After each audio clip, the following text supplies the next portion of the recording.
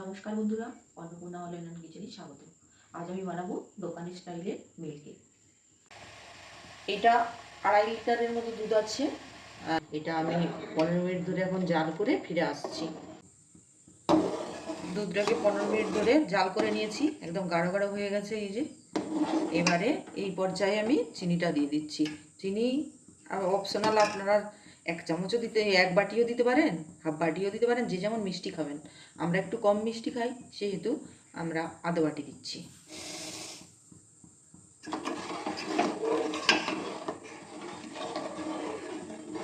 আবার 10 মিনিট আমি এটা জাল করে নিচ্ছি, তারপর ফিরে আসছি। আবার 10 মিনিট জাল করে নিয়েছি। দুধটা এখন অনেকটাই গাঢ় হয়ে গেছে, এইরকম অবস্থাতে আমি একটা গোটা লেবু নয়, একটা চেকা লেবুর একটা চেকা আমি রস করে রেখেছি, এটা দিয়ে দিলাম।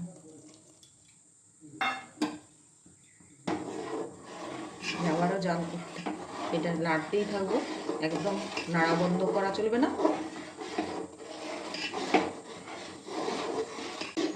এটা 10 মিনিট পরে আবার ফিরে আসছি। একদম গাঢ় হয়ে গেছে। এবারে এই অবস্থায় সবসময় লাড়তে থাকতে হবে।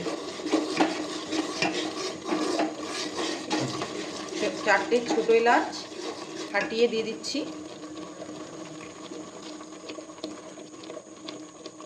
গুঁড়ো দিলে ভালো হতো, কিন্তু আমার কাছে গুঁড়ো নেই এখন, এই জন্য আমি ফাটিয়ে দিয়ে দিচ্ছি।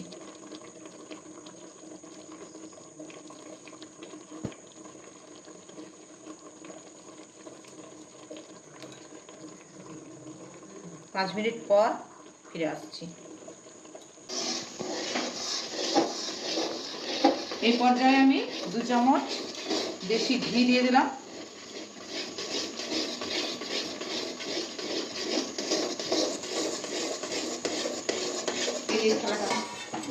এই থালাটায় আমি একটু ঘি দিয়ে ব্রাশ করে নেবো, দিয়ে ঢেলে নেবো।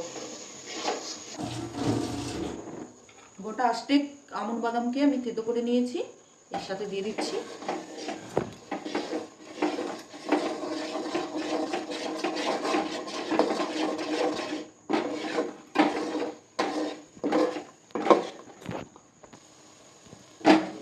রেডি হয়ে গেছে আমার মিল্কে।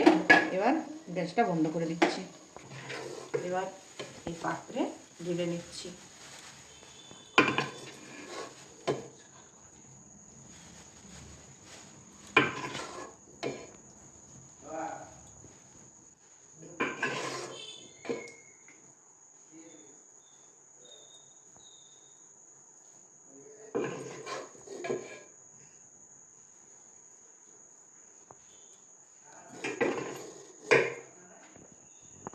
এটা এবার ঠান্ডা করতে 10 মিনিট রেখে দিচ্ছি ঘরের ভেতর, তখন ফিরে আসছি।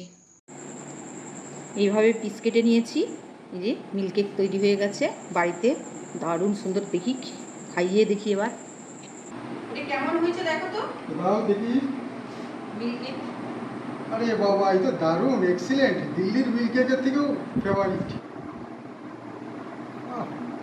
খুব সুন্দর।